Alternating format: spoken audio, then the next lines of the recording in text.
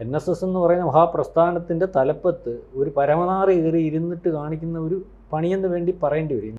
NSSന്റെ ആസ്ഥാനമായ പെരുന്ന സുകുമാരൻ നായരുടെ തറവാട്ട് സ്വത്താണോ എന്നാണ് പലരും ചോദിക്കുന്നത്. അതായത് മന്നത്ത് പത്മനാഭൻ ഉൾപ്പെടെ 10 ജനറൽ സെക്രട്ടറിമാർ, അതിൽ മന്നത്ത് പത്മനാഭനെ മാറ്റി നിർത്തിയാൽ 9 പേർ. ഇപ്പോൾ 9ാമത്തെ ജനറൽ സെക്രട്ടറിയാണ് സുകുമാരൻ നായർ.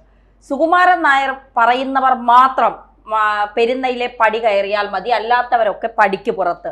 ഏറ്റവും ഒടുവിൽ ഉപരാഷ്ട്രപതി കയറണ്ട പെരുന്നയിൽ, മന്നത്ത് സമാധിയിൽ പുഷ്പാർച്ചന നടത്തണ്ട എന്നാണ് സുകുമാരൻ നായർ പറയുന്നത്.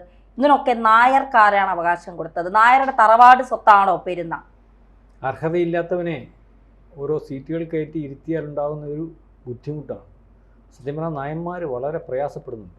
കാരണം NSS എന്ന് പറയുന്ന മഹാപ്രസ്ഥാനത്തിൻ്റെ തലപ്പത്ത് ഒരു പരമനാറി കയറി ഇരുന്നിട്ട് കാണിക്കുന്ന ഒരു പണിയെന്ന് വേണ്ടി പറയേണ്ടി വരും. ചില ആൾക്കാർ പറയും അങ്ങനെ സംസാരിക്കാമോ, ഇങ്ങനെ സംസാരിക്കാമോ എന്നൊക്കെ പറയും.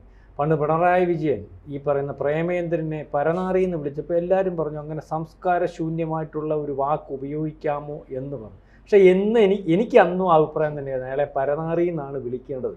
അതിനകത്ത് വേറെ കാര്യമൊന്നുമില്ല. പിയേഴ്സൺ മാഷിനും എനിക്കുമൊക്കെ അറിയാവുന്ന പോലെ ഈ RSP എന്ന് പറയുന്ന പ്രസ്ഥാനത്ത് ഇന്ന് ഇല്ലായ്മ ചെയ്തിട്ട് സ്വന്തം താല്പര്യത്തിന് വേണ്ടി മാത്രം ഉപയോഗിച്ച, ഇടയ്ക്കൊന്ന് പറഞ്ഞിട്ട് പോവാം, ഞാൻ ആദ്യം പരനാറി ഉപയോഗിച്ചു, ഇപ്പോൾ ഏറ്റവും അവസാനം സ്വന്തം മോനെ കൊണ്ടുവന്ന് സീറ്റ് മത്സരിപ്പിക്കാൻ നോക്കി. ആ പാർട്ടിയെ മൊത്തം ഊറ്റിക്കുടിച്ച് അതിൻ്റെ പ്രധാനപ്പെട്ട നേതാക്കന്മാരെ, കമ്മ്യൂണിസ്റ്റായിട്ടുള്ളവരെ മൊത്തം ഇല്ലായ്മ ചെയ്ത് പഞ്ചായത്ത് മെമ്പർ തുടങ്ങി മന്ത്രിയായി MLA ആയി നിത്യവും ഏതെങ്കിലും ഒരു പോസ്റ്റിൽ ഇരുന്ന് ആരും അറിയാതെ ഒളിപ്പിച്ച് കിടത്തുന്ന പ്രേമേന്ദ്രൻ എളുപ്പം അവസാനം വന്ന വേറെ മോനെ കൊണ്ടുവരുന്ന ഒരു അവസ്ഥ ഒന്നല്ല. കൂടുതൽ വാർത്തകളും വിശേഷങ്ങളും നിങ്ങളിലേക്ക് എത്താൻ ABC മലയാളം സബ്സ്ക്രൈബ് ചെയ്യുക, ബെൽബട്ടനും അമർത്തുക.